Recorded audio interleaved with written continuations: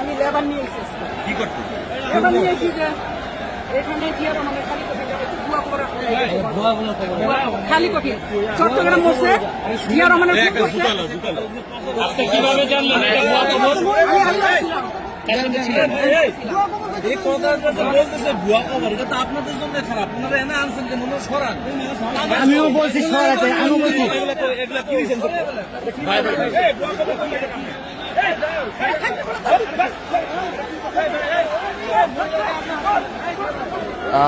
তিনি আসলে এখানে এসেছিলেন। এখানে তিনি দাবি করছেন যে এখানে নাকি জিয়াউর রহমানের যেই মাজার সেটি আসলে এখানে নেই, তিনি এমনটি বলছেন। এবং তাকে কেন্দ্র করে আমরা দেখতে পাচ্ছি বিএনপির